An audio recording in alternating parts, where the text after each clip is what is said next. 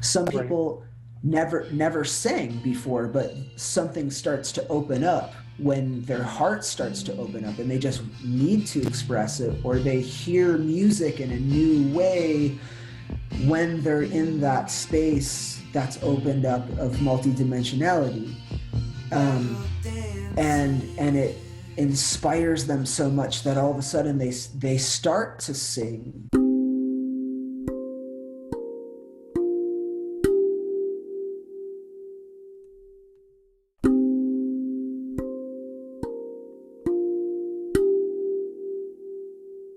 All right. Hello, everybody. Welcome to Instrumental Breakthroughs podcast, which is psychedelic origin stories of your favorite rock and roll superheroes. I am your host, Daniel of Tam Integration.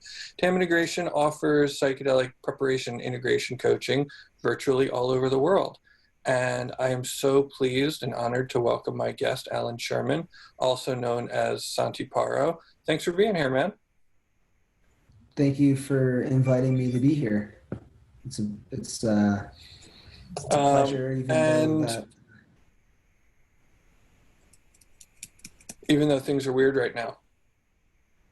Yeah, I mean, heavy. Do we want so I mean it's your choice. I mean, we can talk about the weird things that are happening. You know, we could give a nod to that. I also do want to make sure that we, you know, people get to know you, people get to know the benefit that you're working on, and you know, people get to hear your origin story as well. Yeah, I mean, you know, it's a podcast, so it's going to live on, and people will be able to listen to it at any time. But you know, we're talking during a time where you know, the attention is really focused on the leadership of you know, of the Black community, and you know, white folks in particular being held accountable, and you know, learning how to listen and learning how to address, you know, white supremacy and white privilege and white fragility. And you know, I think also because we're talking about psychedelics, you know, at the moment, I mean, it's more present in my mind, you know, the privilege factor, the white privilege factor, that I have to be able to have had the experiences that I've had, you know, whereas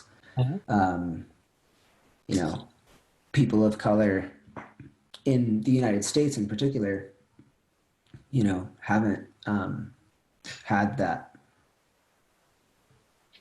Right. And more and more we do see that people of color are, you know, slowly but sure, you know, it's historically been a white space in America, right? This is psychedelic community. And it's really interesting and nice to see, you know, people of color sort of create affinity groups for themselves and create places where they can do this kind of healing. And I suppose we should probably get some members of those communities on to talk about that more deeply. I'm also aware that a lot of the work that you do is in South America, and there are issues of, you know, white supremacy and colonialism and cultural appropriation that go along with that as well. And I'm sort of curious, you know, how that's come into your consciousness. Yeah, for sure. You know, when I started on this path, I was in college, and I was studying history, and I was studying history from the perspective of labor and kind of like working class movements, and really was focused on you know, the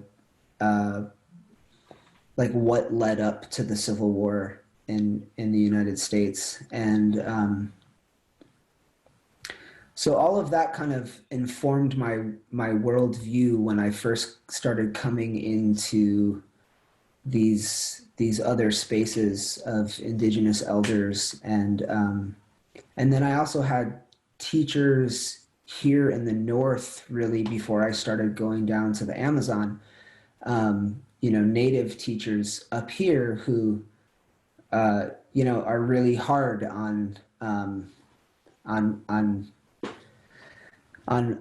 white folks sometimes, to get them to see how to respect the sacred, and how to approach the sacred, and how to respect these traditions, because we have a lot of unlearning to do, right? So by the time I got down to starting to go to the Amazon, I had some training already, because we really need training and unlearning, first of all, to know how to move in those spaces respectfully and with humility, because a lot of what happens down in the Amazon is a lot of Europeans and people from the United States and Canadians and even wealthier Latin Americans as well will come down to the Amazon and just be like, I'm coming here for a week or two. I want to learn how to make ayahuasca, and they already think that they're smarter than the shamans, and they're just bringing that colonizer mind into the people's villages and into their families, because that path, that world is a world of family medicine. The medicine world is family oriented. So people coming into those circles are often just coming to continue that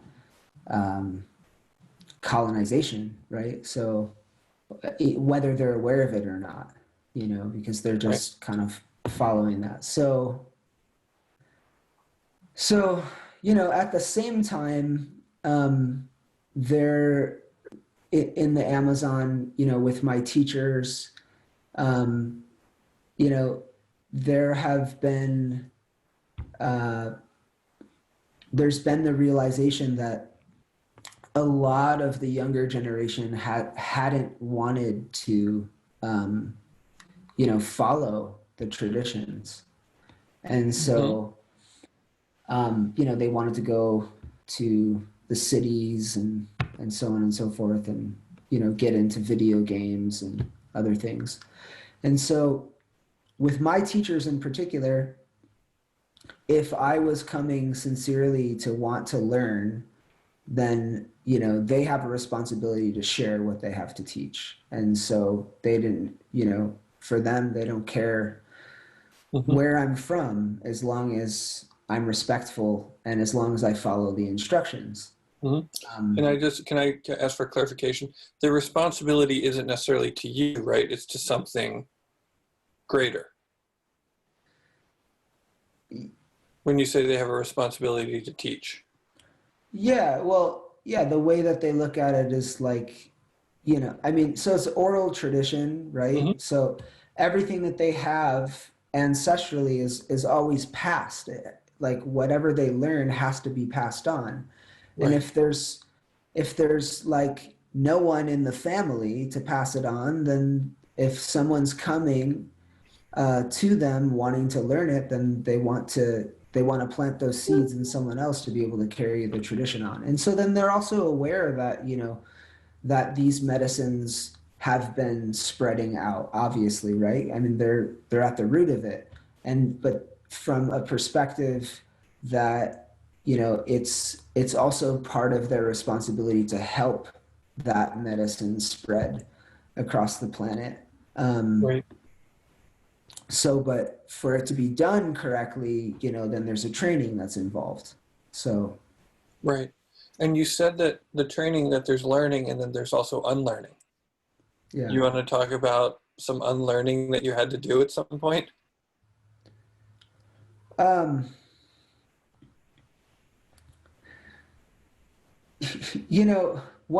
of the things So I know we're talking about psychedelic origin stories, and my psychedelic origin stories go back long before I ever started, drinking ayahuasca. But in the beginning of drinking ayahuasca, I remember, some of that unlearning had to do with actually a lot of books that I had read over Hmm. the years that were written by white men from the perspective or from, trying to like analyze the worldviews of other peoples, right?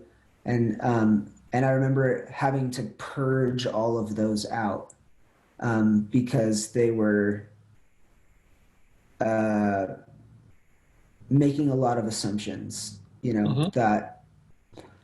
that needed to get cleaned out, you know. So if I were to immerse myself within the cosmology of the people I was learning from, I needed to let go of a lot of outside perceptions. Can you just share? I mean, I'm sure our listeners love detail. Mhm. Can you share an anecdote or a little detail? Is it too Um, personal? like a specific book or A specific book or a specific thought form, like a specific belief system that you picked up along the way that you were like, oh, that doesn't have anything to do with reality at all. oh man, I mean it's okay. Let me think about that. Um,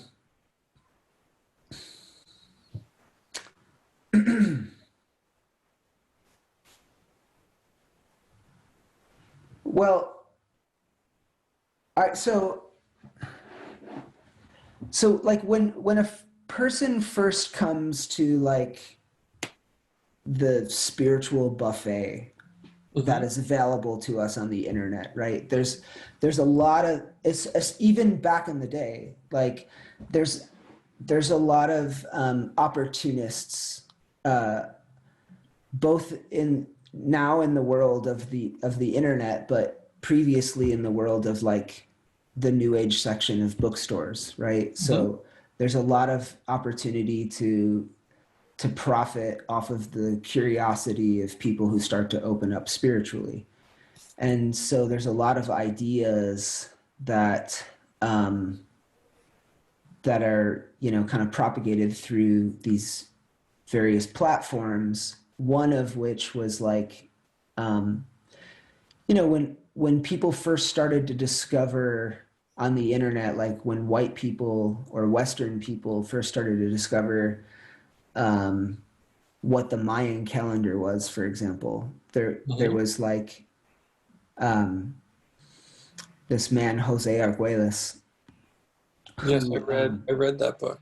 yeah, so he put together what was called the Dream Spell calendar, right? And it Hmm. was a combination of many different systems, right? And Hmm.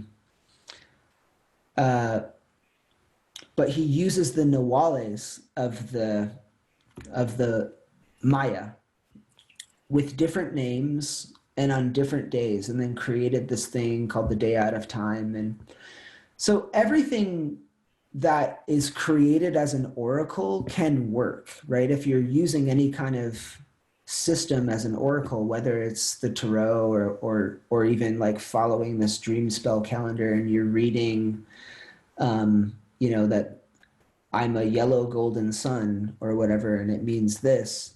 Um, and you can start to program Your yourself mind will to, work with it. yeah.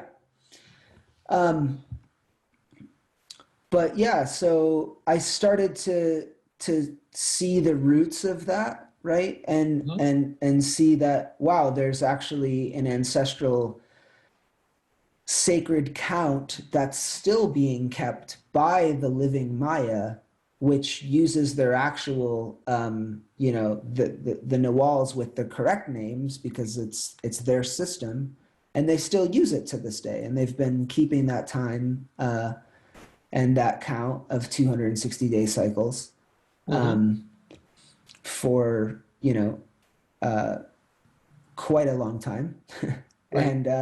And that is also available to us, if we want to learn it.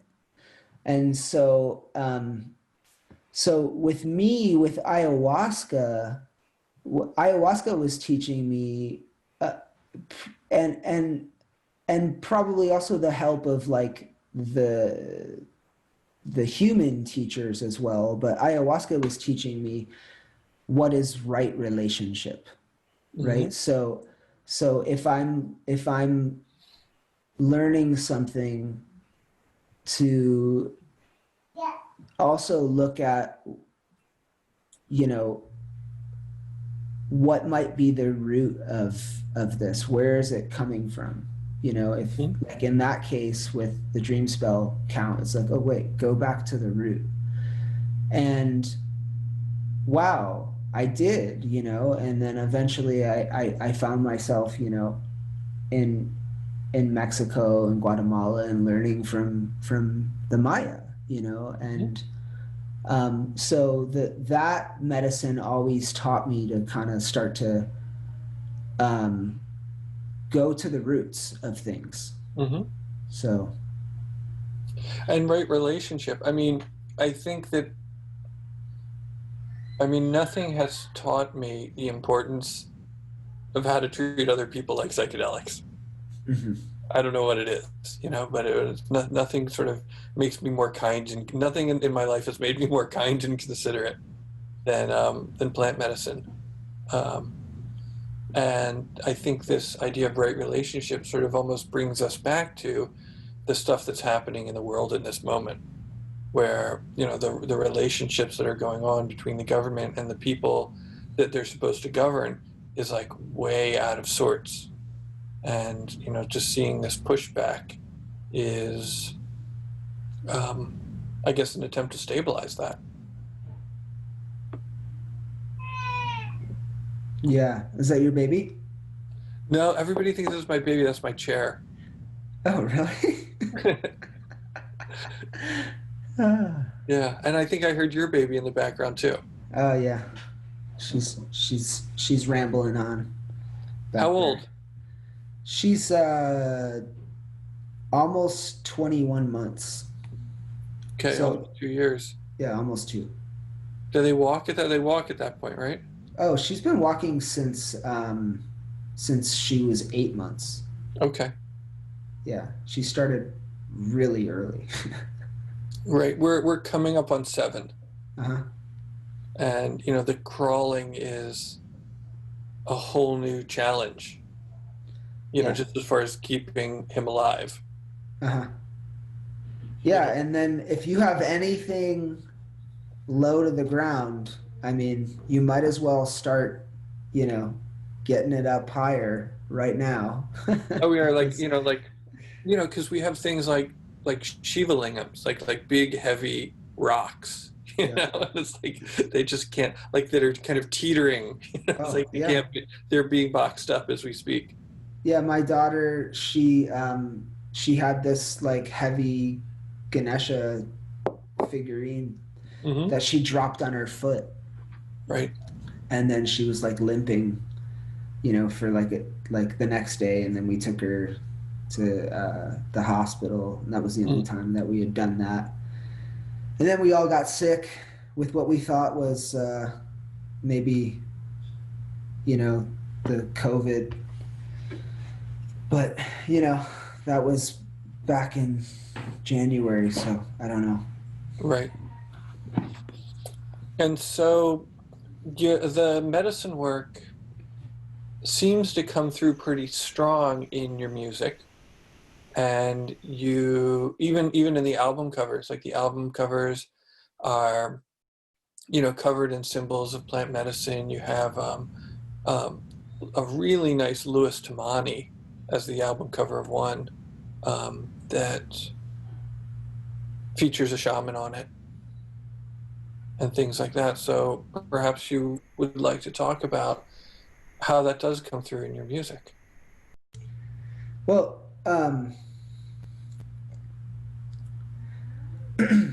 so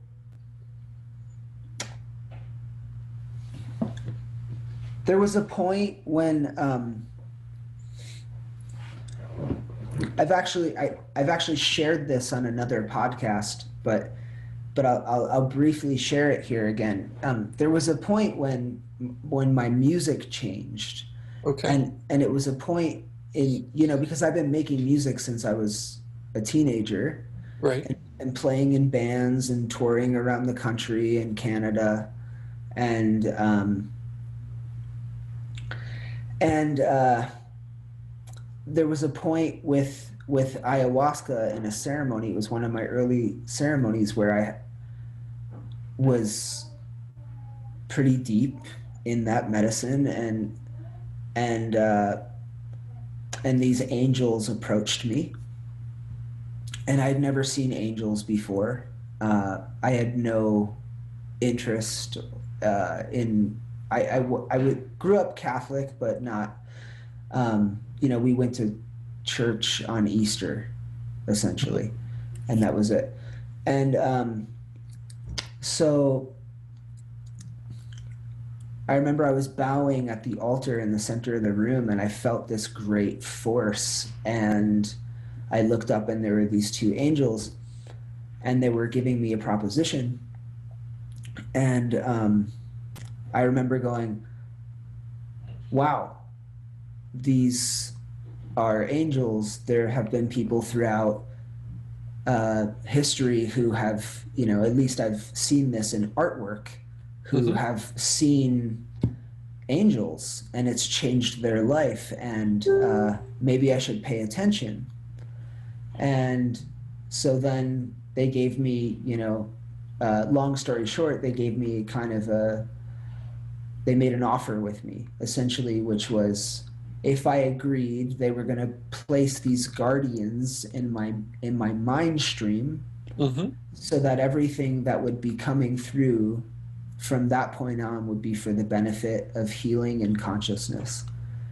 And I was like, I don't know. I'm not ready for that. Like, who am I? Like, I was writing this, really kind of angsty music and all of that, and I wasn't ready for that. But then I was like, well, these are angels. They're here. I feel them. I see them. They're glowing. They're giant. And I said yes, and so then and then that happened. Then they actually, went through with what they said. And so What was that experience like of having the guardians placed in your mind stream? Well, it started with a knighting, right? So the archangel, who it turned out to be Michael, who I didn't know at the time who that was or anything. Right. He knighted me, and then the other one was speaking, who happened to be Gabriel, and then literally just after that point, there was a transformation where I would write music, and it was just messages that I wasn't yet living, right? But Right. like, that were so beautiful that it felt a little funny for me to be singing, because I didn't quite feel that way yet. Right. But they've grown with me over the years, and I've seen how they've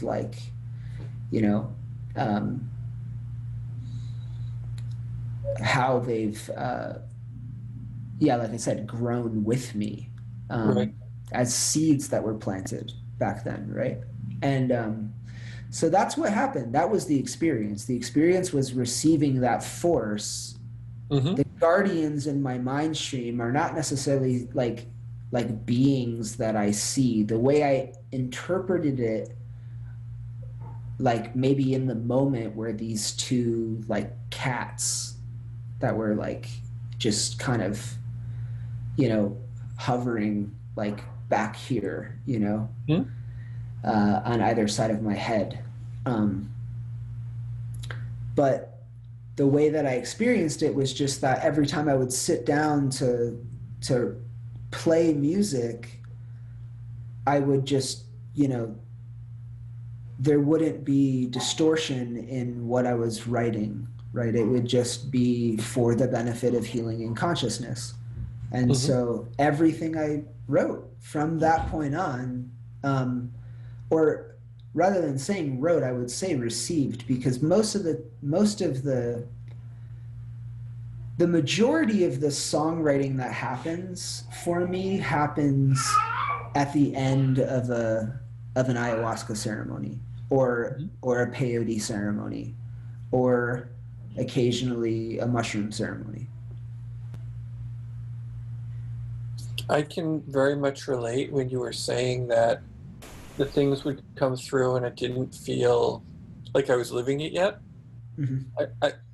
I feel like that might be common because, you know, sort of the path of unlearning, as you're saying, is we sort of have like I'm aware that I have kind of a quirky personality and it's weird and its sense of humor is sometimes off color, and you know it can be irreverent, and then at the same time there's sort of this heart that wants to be just express compassion, you know, and Mm-hmm. just wants to care for people all the time, and then, you know, sometimes they feel like they're at odds and sometimes they don't.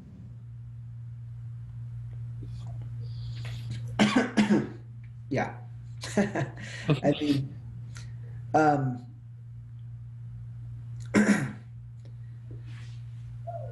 yeah, I mean, even it's the work with psychedelics or plant medicines, um, is evolutionary, and it requires for for you to have some kind of discipline or practice, to assist with that. You know, it's co-evolutionary. It's not something where you take a medicine and it transforms you. It shows you possibilities, Mm-hmm. and, you know, gives you some psychedelic carrots, and it's up to you to really do your homework. um, and it's evolutionary in the sense that every time you come back, and if you've done your homework, then you reach new levels with it. You can go deeper, you can access more. If you don't do your homework, then sometimes it doesn't even work. Like, Mm-hmm. you can take a medicine and it's just like not there. It doesn't show up, or it just gives you the same lesson The again. same lesson, yeah. I mean, I've had that happen to me, and I've heard people report it a lot. You know, Mm-hmm. they're like, "Oh, it told me to write the same letter of forgiveness to my mother. Why does it keep harping on this issue?" Yeah. It's like, I don't know, Just maybe try it. try it, man. Yeah. Yeah, the more you do the homework, the deeper you go. The more you can learn. Mhm. Yeah. Right. Yeah, I mean, it sort of feels like, you know, when you talk about getting to the root, you know, there's this process of uncovering, you know, and if you don't, you know, it sort of feels like, you know, lift and ooh, lift. And if you don't, like, you know, if you don't pick up the rock, you can't get to the one under it. Exactly. Yeah. What is one of like most powerful things that have come through? Something that you are sort of most happy about that's come through in your music as a result of doing this work? Um,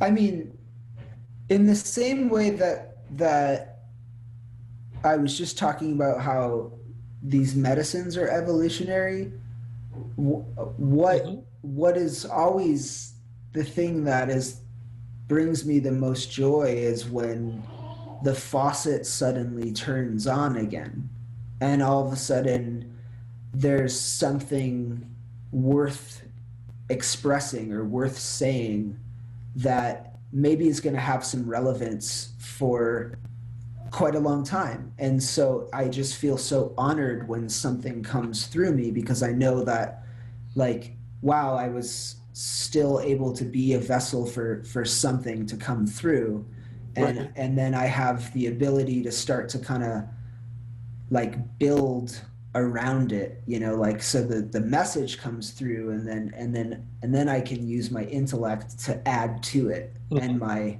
my talent to shape it. One of the other things that's really beautiful is, so you know, so in the world of ayahuasca, we also in the Shipibo tradition, but in many of the different pathways with different tribes in the Amazon, there are different forms of what's called dieta, Mhm. and that's, you know, the pathway of initiation and learning in the Shipibo Kanibo tradition. And so we go through periods of um, kind of abstinence from indulgence um, for periods of time. I'm due. I just want to say out loud that I'm due for one of those. Oh yeah. And so yeah, we'll have no salt, no sugar, no sex, no sexual release. Some, depending on the plant that you're dieting, the restrictions can be at different levels. And so you can diet plants for different periods of time, you know, 2 weeks up to a year or two, right? And so, and the way that my teachers do it, there are different ways for different teachers, but the way that my teachers do it is also kind of evolutionary. So you start with these like smaller shrubs and things, and then you work your way up. You build the foundation before you start dieting trees. Mm. Um, and every time that we diet a plant, every time we follow all of the instructions, we go through that process, whether, like I said, it's, you know, 2 weeks or 7 months or a year. Um, we're learning through our dreams. We're having access to the spirit of that plant that we're working with, in part because we're making these sacrifices, Mhm. and we're also increasing our sensitivity by making our sacrifices, you know, Right. of salt and sugar and spice and all of those things. And so then we have greater access to be in communication with the essence of this plant that we're working with. And so by the end of it, if you complete it and you don't cross it, there are rules. So that's what I mean by not crossing it. If you break the rules, then it can start to kind of grow crooked within you, because you're planting a seed, right? And Mhm. you're trying to nourish it and water it and make sure that it has everything it needs for it to grow within you, so that it's again growing with you. And by the end Mhm. of it, when you complete that dieta, then there's kind of an upgrade to the technology um, of your kind of medicine suit in that Mhm. path of initiation, right? And so as a musician, when I complete it, or when sometimes when I'm dieting a plant, a whole new like technique will come through, that in my guitar playing or in my voice or something like that. And this is the same for me as it is for the indigenous that work with dieta, right? So like Mhm. they'll talk about, you know, the resonance or the vibration of someone's voice who has a strong dieta, right? Right. As opposed to someone who doesn't diet, who's just like singing songs and all of that. They can tell the difference. It's a subtlety, but it changes, it evolves with you. It's co-evolutionary. Right. And so that's amazing. I love that. You made me think of something. Can I tell you something and have you weigh in on it? Yeah. When I got married, I wanted to surprise my wife. I wanted to sit in with the band and play How Sweet It Is. I'm not a performing musician. I'm not comfortable playing in front of people. I'm okay in a campfire at the dark, in the dark. I can play a Grateful Dead song by the fire kind of thing. Um, but to play How Sweet It Is in front of like the family and my new wife and like the people that were there was terrifying and kind of horrifying to me. And fortunately I had a good teacher. I was working with Mark Karen, who probably some of the listeners from Deadhead Land know. He played with the Dead and he played with Rat Dog. And he's a really, really sweet guy. And he was working with me, and I would go over to his house and I would play this song and I would cry. And I would get choked up and I would get emotional and I would just kind of like lose it. And then, at some point that stopped happening. Like whatever, like the terror and the fear, or like whatever it was, or the inability to kind of channel the love had been sort of opened and released, and I felt like I had access to like a new ability to play and sing and show up. Can you compare and contrast that story to what you're talking about? Yeah, well, so I mean, I get occasionally approached by people who want me to help them to open their voice or things like that, or help guide them to do that with plant medicines, and Sure. And it works. I mean, it's people are at different places with it. I mean, like for me, I was dreaming of being a lead singer in a band from a very young age. So I was practicing those things, like opening my voice early on. Some Right. people never sang before, but something starts to open up when their heart starts to open up and they just need to express it, or they hear music in a new way when they're in that space that's opened up of multidimensionality. And it inspires them so much that all of a sudden they start to sing, and maybe at first it's like awful, but it's like it's coming out, right? But little by little, I think any form of art can really be developed with the help of psychedelics,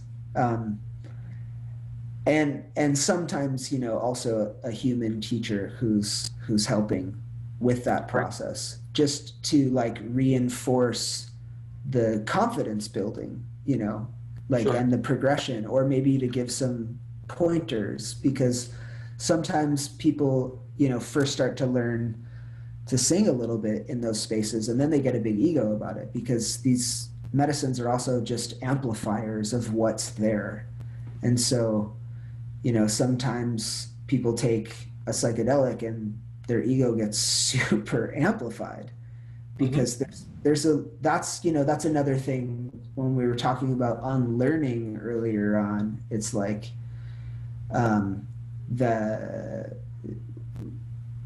when we become humbled, like especially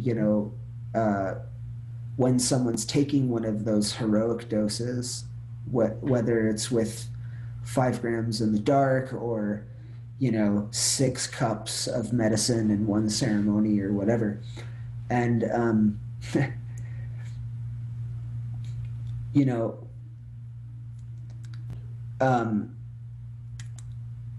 Well, it's my sense that, things come up to be healed, and before they get healed, they're up. Right? So exactly, somebody has they bubble to the surface. self-aggrandizement. Yeah. And Yeah. if, the self-aggrandizement and the ego comes up, and then the person just goes on about their day without handling it, there can be problems. Yeah, exactly. And this is, yeah, I mean, and so then even as we go on, sometimes we've been shown our blind spots enough to where maybe we come to a space where we're like, okay, well, I've done enough work, with these medicines, and like this is as good as I can do right now. If I transform any more than this, uh, I don't know what will be left of me, so I'm good here. And I think that's okay too. But then Hmm. there's a point, where maybe years later you decide, I think I need another level of transformation, not just a cleaning, but I need to actually change something. Hmm. And I wonder if it gets harder to do that. Um, Well, that I goes don't back really to have the the idea of answer. foundation. Well, that goes back to the idea of foundation that you were talking about. We do these practices and these dietas to kind of build a foundation for deeper work. We sort of talked about digging as a metaphor, but here we're almost talking about building. Um, and then perhaps there are foundations that just require life experience. Right. Just Exactly. going through life and growing and being in a different place in your life puts you in a place where something can be handled in a new way. Yeah. Yeah. I mean, there's Like be, absolutely stuff that I couldn't have done 10 years ago. exactly. Yeah. Hmm. Becoming a parent is completely changes that space of multidimensionality that we enter in Hmm. when How we so? uh wow, fear of death Right? like becomes ever more prominent in the front of your consciousness, because you want to make sure that you're alive to take care of your little one, Right. and so you become much more aware of your mortality when you Yeah. have a child. um, I mean, and so then in the beginning especially, you're just like, you start to see the world as a terrifying place that you have to protect. At least in my case, I should speak for myself. I started to see it that way, and I'm like, oh my god. And so then there's like some um you know strong kind of prayers of protection that come in for me, Hmm. um, and the action steps required in order to make sure that I'm that much more present, where even just going to the grocery store, right? Especially if my child's in the car with me. But even if she's not, because I want to make sure that I get back, in one piece. Hmm. I don't want to break my arm even, so it's like, yeah, I'm just much more aware. Right. Also, a much more, uh, having a child. Yeah, this is obvious, but for one, like I've never known that kind of love prior to having a child, and with that also, I've never known that kind of joy except for maybe when I was a child, and I think that, the occasional check-in with medicine like helps me to maintain that. you know I do the self-maintenance to be able to maintain that vibration of joy and love, you know and protection. Yeah, that makes a lot of sense. Yeah, man, it is like so super fun. I can't even, yeah, the amount of, and it's an interesting kind of flavor of love as well. Like, and it is just so abiding. It's a sort of it's approaching unconditional. Yeah. Which is really really nice. And granted, you know he still doesn't talk. There hasn't been any back talk. There haven't been any arguments. We'll uh, see what happens when You know, see how we feel when he's 15. Right. He's 15 and has opinions, you know? Yeah. Well, and who knows what the world is going to look like on the other side of this too, you know? So when Right. he's 15, and are we moving toward, utopia or dystopia first? I don't know. Right. So, I mean, I was thinking that maybe we should have like 4 or 5 more just so they can watch each other's backs. uh-huh. We could have like a little gang. They could have his own built-in gang to, roam the streets. Do you have siblings though? I have a brother and a sister, and we get along. And you guys are like a You gang? know, we're scattered Oh, across. okay. I mean, I get No, I along mean we're with my scattered across. sister, but you know. Well, he's in Colorado. You know, my brother's in Colorado. I see him when I do, but we talk on the phone a lot. You know, I might like That's great. if I mean I wonder if shit hit the fan and we started to go Mad Max, would I go to Colorado and like take up arms with him? I don't know. Uh-huh. You know, I Yeah. it's like I'm starting to get to be a little long in the tooth for insurrection. I feel like Uh-huh. in some ways it's a young man's game. Right, right. Yeah. You know, and in the Yoga Sutras they talk about, to have, if you want to have the mindset, they call it chitta prasadam. Like if you want to have the mindset of a yogi, then you want to spend more time supporting that which is positive than tearing down that which is negative. And so I've always tried to like, how do I support? How do I be of support? And even, I got to hang out at Occupy Philadelphia. I lived in Philly back when the Occupy movement was happening, and there were people. I talked to people who were like had brilliant political minds that I don't have, but I could hang out in the medical tent and give shoulder rubs and hand out socks and aspirin. That's sort of where I belonged in that kind of thing. And it kind of, brought out the best in people in a lot of different ways. And mine just happened to be like, oh yeah, how can I like support your well-being while this is all happening? I don't know where that leaves us for what's coming because we don't know what's coming. But that's just sort of my sense is, how do we allow these things to bring out the best in us? Yeah. I mean, that we're also talking about psychedelics because that's part of what you're this is all about, right? And Sure.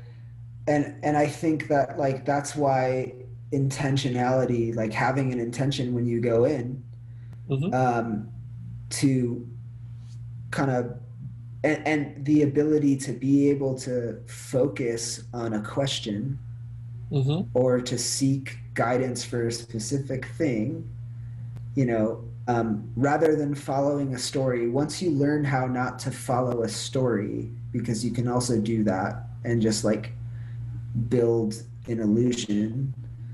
But once you learn to be able to really just concentrate on a question or seeking guidance, then you can start to see over time what your place is, or within one experience, or two or three, Mm-hmm. especially if they're close together, when there are these great times of transition. And so just kind of these things are about learning who we are as Yeah. individuals, right? Like when we have that individual journey, and simultaneously seeing our interdependence, our interconnectedness, our inseparability.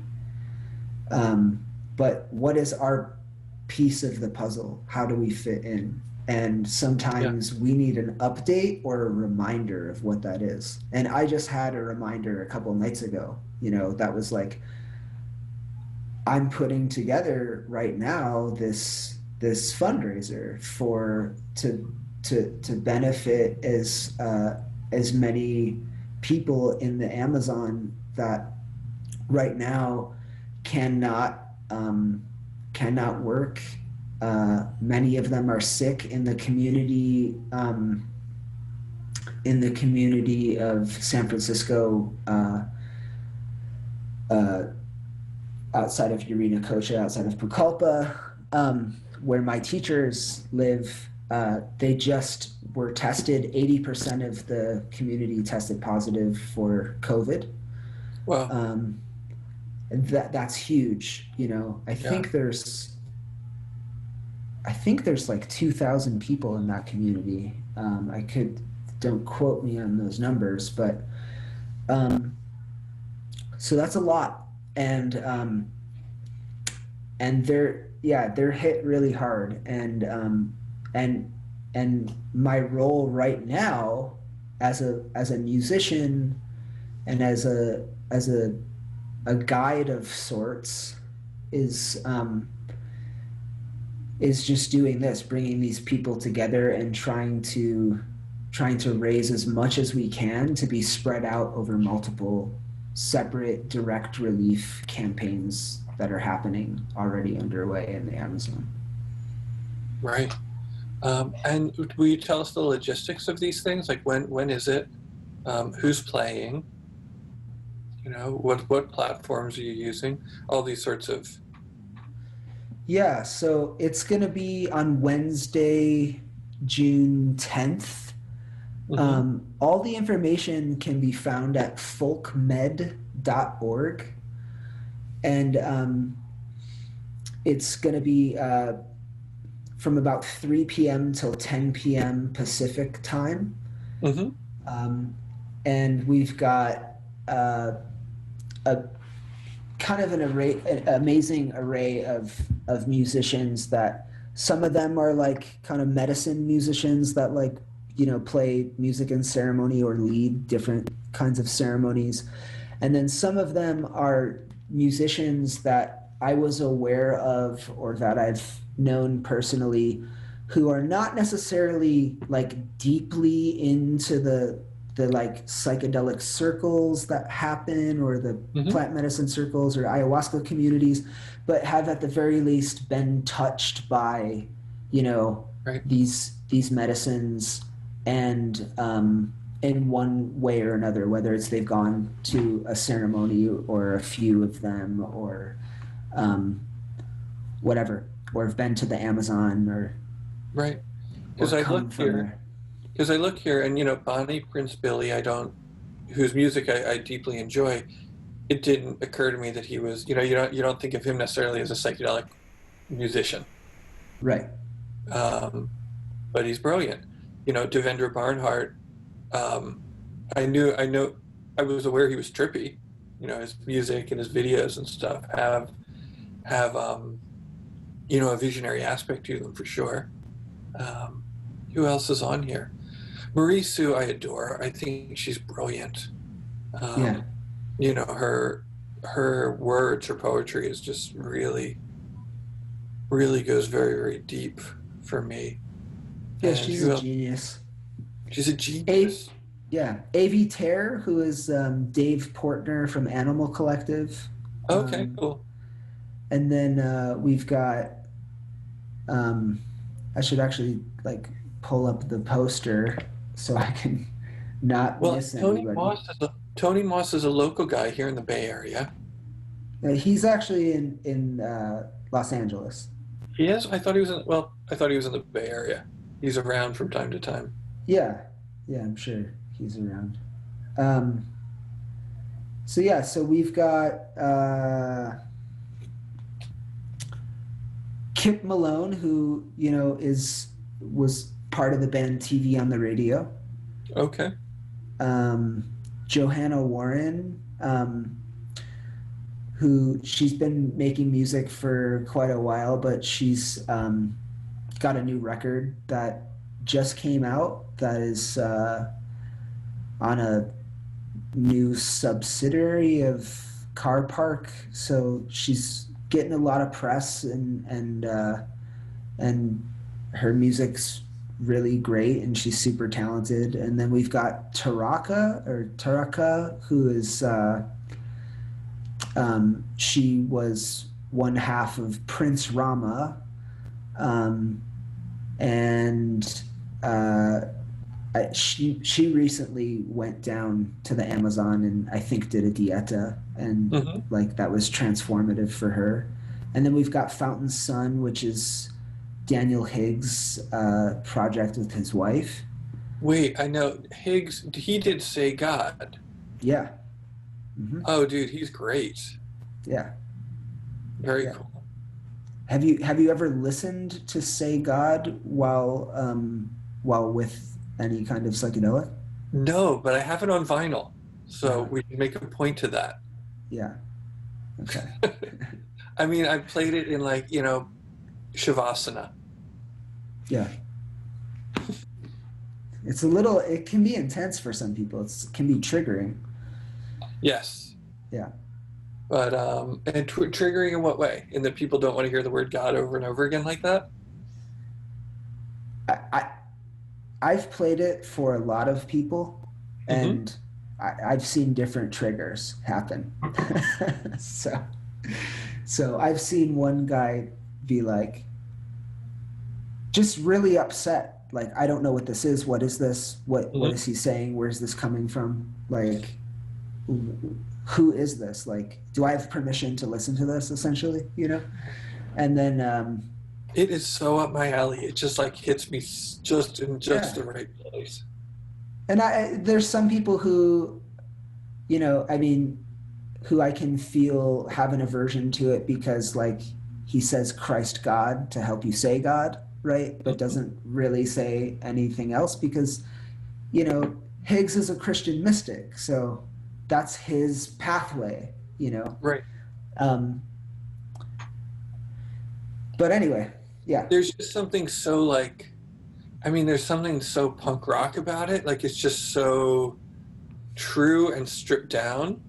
yeah, There's no saying, like he's not saying anything other than say God.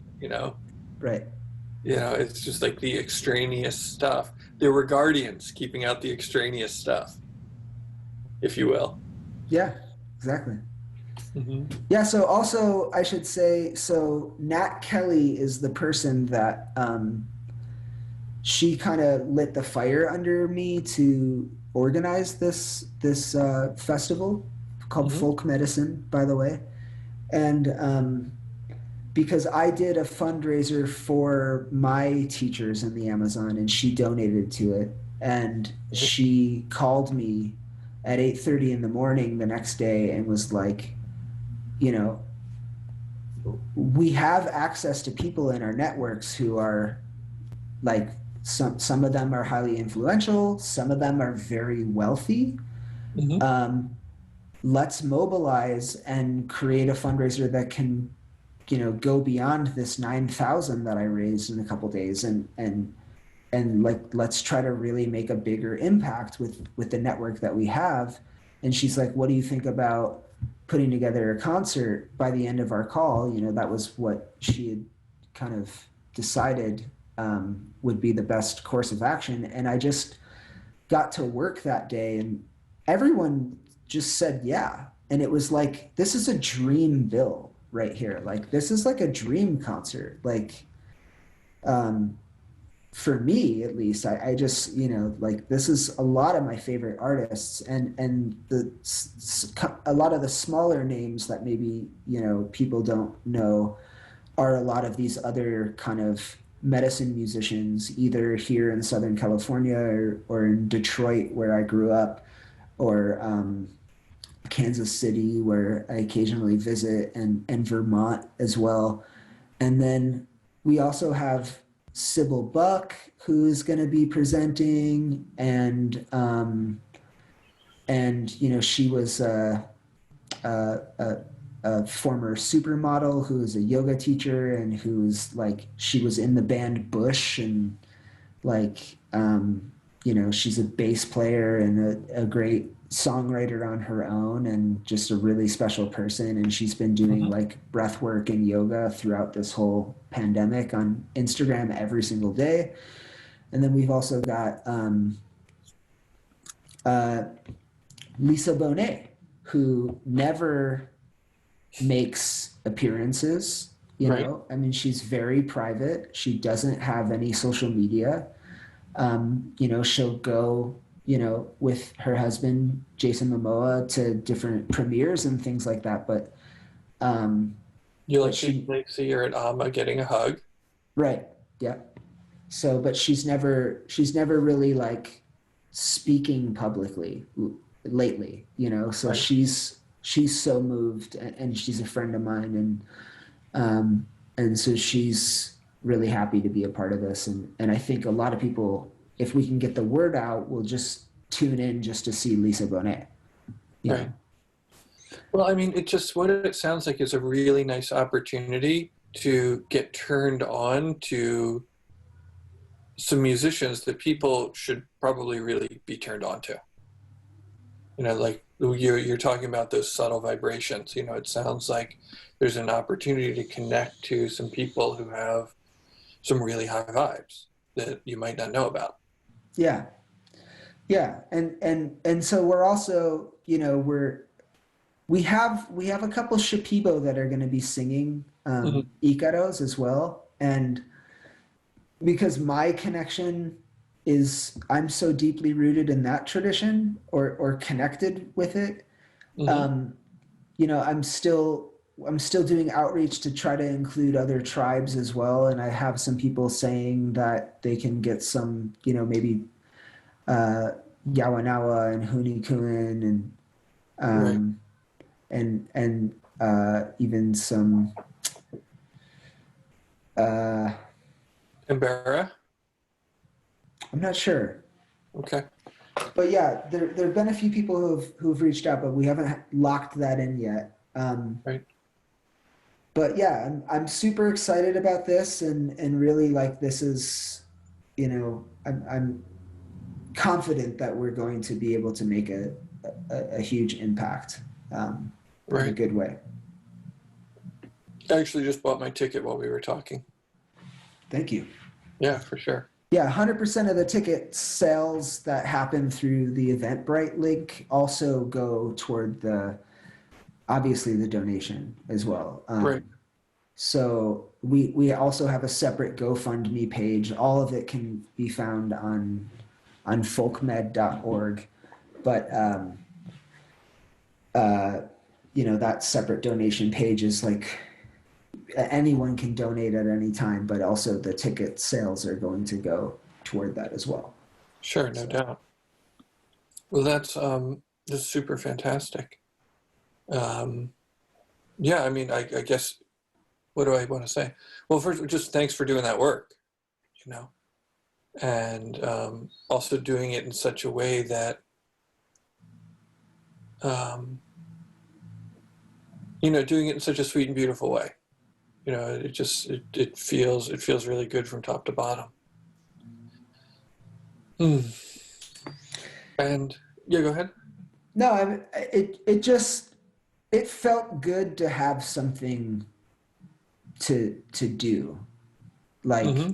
during this time. And it just felt so important to be able to, I don't know, One of just the beautiful things about this time is that you know, the ability, you were using the term impact. You know, the ability to create such an international impact has kind of never been greater. You know, where people's eyes are focused kind of beyond just what's right in front of them, and you know, to be able to have a concert or an event that has people from multiple continents, you know, and make it really easy for people to participate is kind of, it's one of the blessings, you know. You know, I don't like to throw that around in the face of all that this hardship, but you know, it's kind of nice. yeah. I've been almost every Sunday, or like once or twice a week, we've been kind of just able to find like an all-day live stream of music Hmm. that's been happening with people all around the world. Right. The one in particular called Canta Como Amor was really inspirational for us to be able to put this concert that we're doing together. Hmm. Um, and they're broadcasting like every Sunday, or they did one on a Thursday that was like all day, and now they're doing like 1 or 2 hour concerts on Sundays. Hmm. Um, and then there's some, the Santo Daime, different sects of the Santo Daime are doing, putting their works like where people can just tune in on Zoom, so Right. uh, there's yeah, we've been doing that, and it's been really beautiful to just see the not only the people that are performing and sharing, and then the one that Amazon Watch just did a couple days ago, um, but I love when they're using Zoom and broadcasting it to Facebook Live or to YouTube or whatever, and you're also seeing like the reactions to the different people that are watching, and how some people like set up an altar and Hmm. like are just really praying, and maybe some of them are even like microdosing or drinking daime or ayahuasca or whatever. So while they're you know tuning in this way, and there's also been these collective meditations which have always been happening, but I Hmm. feel like people have during this pandemic, when they're happening, have been tuning into them more than before. Hmm. So, yeah, there've been some good things. And like you were saying before, focusing on the positive, like, of course, we want to build the new paradigm as all of these, you know, things are occurring that are destructive. We want to also be building the new paradigm. Right. Yeah, and to just add reverence, and kind of recognize the context that we're in. Not like bypassing the context. Right. Yeah. Exactly. We've been having, usually we have integration circle once a month. We had been having integration circle once a month, and now we do it every week. Mm-hmm. And it's been really sweet to have people show up weekly, and of course, like the community builds a little bit better because people are seeing each other more often. And speaking of um, people using medicine while on Zoom, I do have one guy who consistently dabs through integration circle now, which is entertaining. You know? So what exactly can you talk a little bit? Can I ask you to talk a little bit about what happens in the integration circle? Yeah, um, sure.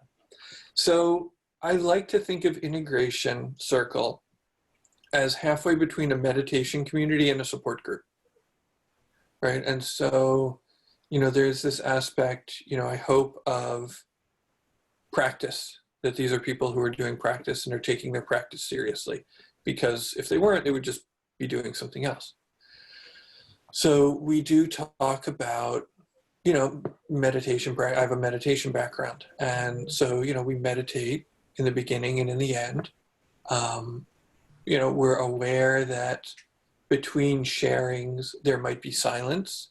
I also spent a couple of years in a Quaker high school, Mm-hmm. right? So I'm no stranger to, we sit until truth emerges and then we share. And so there is this really nice reframing of silence from being awkward, right? So often there's awkward silence, and moving that to just sort of um, pregnant, perhaps like waiting to emerge, which is very nice. And people are getting that. They're sort of like enjoying that, and it also gives people, I believe, who are shyer a more of a chance, because when there's people who are just really into yapping, People who love to hear their own voice or like to be smart and like to know things will fill up a space really easily. We've seen that kind of thing, and don't necessarily leave space for, quieter people who are just as brilliant, if not more so. So that's just some philosophy behind it. I mean, what it looks like is basically people share their stories and then they get feedback. And, we work on making feedback being relational. I can really relate to that. Reflective, when you say that, I see this. And to stay away from like the advisory or the directive, right? Mm-hmm. So we sort of talk about how it's not a place to be like, oh, you really should do this, or oh, yeah, you need to do that, because that doesn't feel good. It's much better to be like, oh, I kind of went through something similar, and I found like for me this.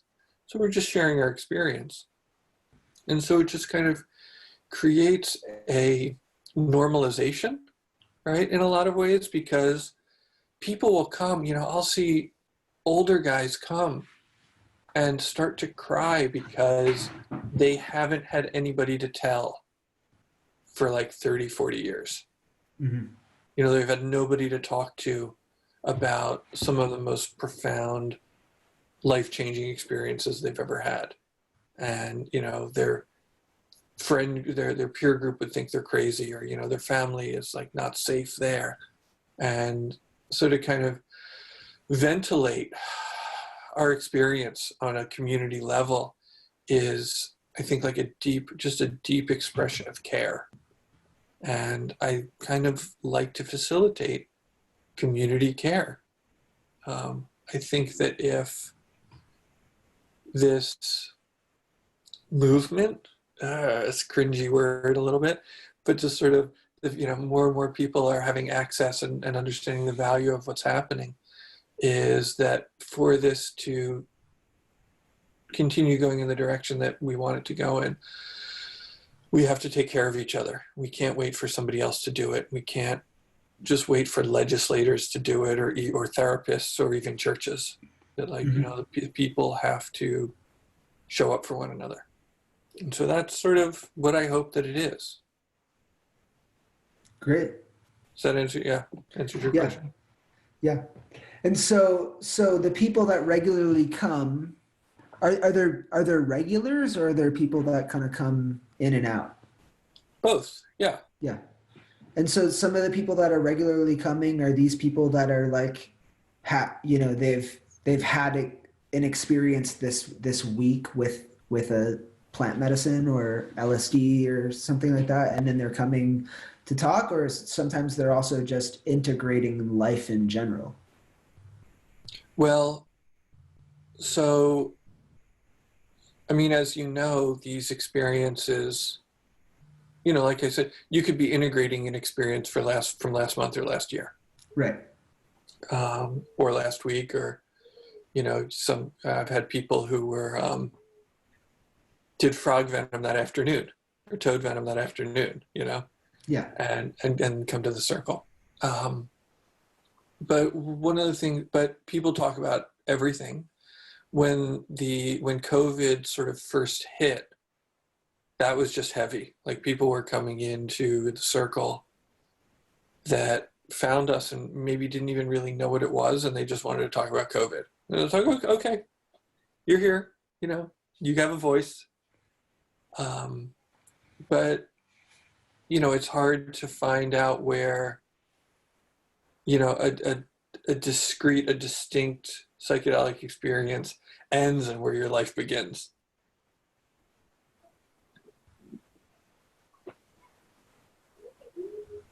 What do you think of that? Yeah. Yeah, I mean, the last statement is true for sure. Yeah, but no, like that. Yeah, no, but what I think is, I for me, I'm curious about the the broader psychedelic movement. That's why I asked the question. Yeah. I think it's so great that these things exist, because my world is so, you know, ayahuasca based, right? Or like medicine ceremony based. And you know, because occasionally I love to go and visit the Wixarika and go on pilgrimage with them with the peyote medicine, the hikuri. But Mm-hmm. like uh, mostly my world is ayahuasca, and Right. so there's a whole other kind of, there's so many things that happen just within that space itself Right. that like I don't even know what's going on with the larger kind of world of people who are maybe more, would even call themselves proudly psychonauts. You know, like Yeah. I don't know what's going on over there. And so it's always interesting to hear and try to keep up with it all, you know, Right. because things are moving really quick, you know, right now, especially. And it's, it's definitely sparked my curiosity more so than it has before. I used to have a very um, kind of prejudice opinion of like burners, because Okay. I knew a couple of bad actors that Sure. just were in my life, you know, and uh, and I just felt like it was hedonistic, and I had never been, so I was just judging it from the outside.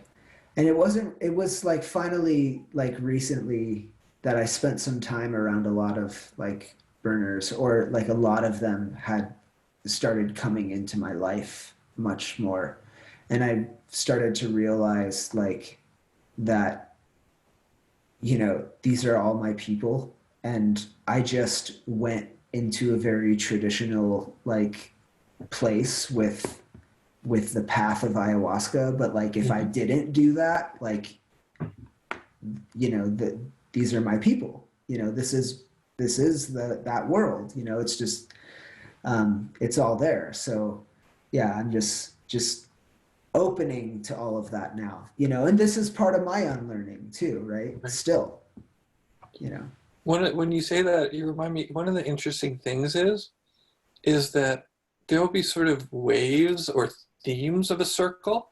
Like there'll be time when there'll be just like five people who just got back from different retreats in Peru, you know, and there's just like this kind of glut of ayahuasca people Uh-huh. that are working with stuff that happened recently. And then there'll be like the next week, there'll be half a dozen ketamine people show up, you know, and then, you know, we'll have a couple of random nights and then a bunch of mushroom people show up. And so it's like really interesting that those sorts of affinities seem to happen naturally. You know, there's just sort of like the universe decides that like, oh, this is like the mushroom people are meeting tonight. Yeah, I mean, it's that's the it, it's so mysterious, right? That's Mm-hmm. why we call it the great mystery, and or some call it that. And it's like, but like an ayahuasca ceremony is like that sometimes. It's like Mm-hmm. you don't know who's going to show up, and sometimes there's a bunch of cancellations or something like that. But it's always exactly who's supposed to be there, and almost always there's a thread of some kind of theme with what is going on with the Mm-hmm. different participants, you know, and that's why they're the ones that are at that weekend or whatever it is. And Right. it's very, very, very curious the way that spirit is moving things. Yeah, it's really kind of delightful. You know, it's really, um, I mean, I like to laugh. You know, I like to laugh at the mystery and the coincidences and the synchronicities. And Yeah. Yeah, it's affirming. Hmm. Yeah. It's really, it is. And yeah, I mean, it is really interesting that, there's a fractal nature to the community, that there are these kind of little rivers that just kind of get deepen and open the more that you look. That there are definitely these rabbit holes. And it is also nice when we can kind of come together with the larger community. And that's sort of happening too, I think, with these, all of these online conferences. And that's part of my hope for having this podcast, because I feel like there is so much science content being produced. Like there's a lot of content around science and research. Right. And so I wanted to do something within the arts. I have a degree in art history.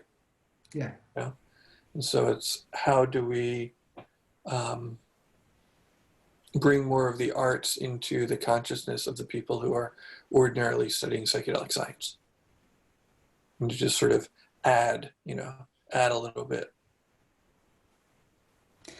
Yeah, super important. I mean, I don't know how to eventually get it in there, but I mean, and I know that there's already like some discussion about this, but there's also the people that are practitioners already, but who are not therapists, but Mm-hmm. who have gone through like traditional, um, you know, training, whether it's with like, the Mazatec and Huautla de Jimenez or the Shipibo or whatever it is, or mestizos or whatever. Um, and like the way things are moving with decriminalization, and there's so much ground to cover, so many possibilities, mostly good, but also looking at like what the blind spots might be, what the downsides could be. Mm-hmm. I mean, I think this is a whole other discussion. It's just like where my mind is going right now as you were talking about like the conferences and the psychedelic sciences that are Right. being covered. I think what I'm trying to say is that I think that we're starting to see that, I think a lot of the practitioners that are out there for good reason, keep a low profile, but then their voices are completely left out of these conversations Mm-hmm. that are happening at these conferences and in the way that things are moving. And I think we have to start to see uh, more inclusion of practitioners, especially those who have like years of training and years of practice to and to be able to meet them with the same kind of expertise that is, or the same kind of uh, I don't know, veneer that you see that is like comes along with the expertise of somebody who is like, for example, like working at Johns Hopkins. Right. You have to be able to see that kind of uh, I don't know, maybe Respect and appreciation. I don't know if even respect is the right word, but at least acknowledgement for that that kind of training is valid and has its own validity, and to be able to allow those people to have a seat at the table that is like that their voices are respected as much, Right. I guess, right? So because you invited me to play the crypto psychedelic conference, and I was watching a lot of those roundtables that were Mm-hmm. happening, and you know I I could say that like especially when there are roundtables happening with people that were involved in some of these clinical trials that are happening, um, and they were using like these like talking points about um, you know not being able to trust Amazonian shamans and blah blah blah blah blah because of sexual abuses and things that had happened in circles, um, which obviously have also occurred and will probably continue to occur also in like medical therapeutic settings. They Um, absolutely have, yeah. right.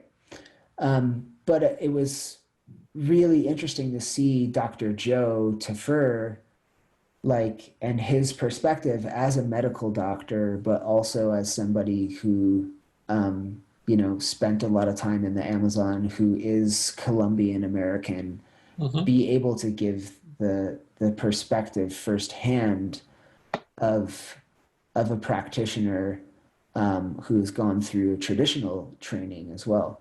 Hmm. Now, he's able to have the voice that he has because he's also an MD. But what I would like to see in the future is like some people who've just been practicing for 25 years or 20 years or Hmm. 10 years or whatever, be able to have a voice and a seat at that table as well. Right. And I So, have seen some of that happen here in the Bay Area. And there's, people who get up there and, people are concerned about their safety, right? The legal issues. And so, you do hear people, you see them up there and they're talking in the past tense. This is something that used to happen, or, they dance around in some sort of way. And, that's a shame that it has to be like that. yeah, And yeah, hopefully more and more, especially, decrim in Oakland has opened things up a lot, and the Oakland decrim is not perfect. It certainly doesn't address county, state, or federal issues, but, the city council seems amenable. And, it's certainly my hope that that continues, that these sorts of things keep getting pushed through and people have, increasing amounts of freedom to, well, really at the end of the day, to be themselves. yeah, exactly. Your prayer is my prayer. Is that a traditional? No, I mean, it's just what I'm saying. Okay, cool. I like it. I mean, it might, I don't know, that might be something that evangelicals say to each other. I have no idea. Right. It's your traditional. It's a traditional saying in the future that you Yeah, just coined. yeah. So beautiful. Well done. Any last words? Any you want, you know give us the website for folk medicine again, or any Yes. last thoughts or prayers that you do want to share with the audience that's made it this far?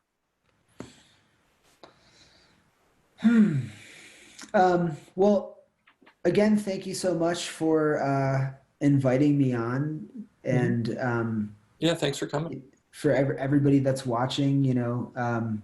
Also, I'm a musician as well, and I'm also you can find my music by just googling Santiparro. I don't know if you're gonna have that information already there, but It will, folk. will be.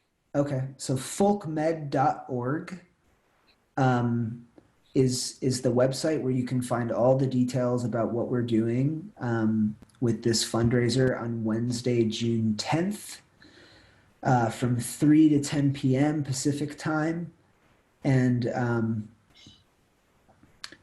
we're trying to raise $150,000 to be spread out over multiple direct relief campaigns that most of them are going directly to indigenous families on the ground. And this will be spread out over time so that nobody's just going to be receiving, like a bunch of money and then hoarding a bunch of food and raising the costs of food in their community and things like that. So um, there's a whole plan put in place. You can learn about it at folkmed.org. I really encourage you to buy tickets or donate, and you know, uh, follow Sean King as well if you don't, and go start there to kind of inform yourself, especially if you happen to be a white person that's watching right now, start there, you know, and see that as a portal to start to be able to, you know, have eyes on the ground and seeing what's happening right now and learning and finding your way to resources and in this path of unlearning. And then I would also say that, you know, just reminding everybody that there's gonna be a lot of mental and emotional cleanup that's gonna be needed, you know, as we come to the other side of this pandemic. And you know, so seek out really good practitioners to help you along the way with your journeys with these realms. So, All right. Well, thank you again. Thank you so much. And thank you to Deadhead Land, who is our co-producer. We're live on Deadhead Land right now. Give them a follow or hit up their Patreon. And again, my name is Daniel Shankin with Tam Integration. This has been Instrumental Breakthroughs.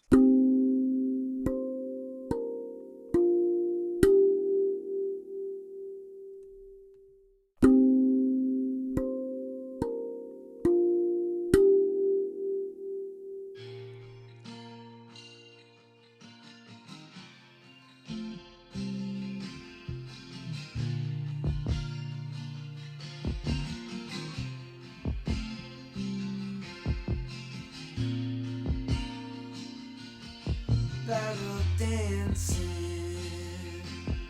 with the shadow. Battle dancing with the shadow. Battle dancing with the shadow. Shadow dancer.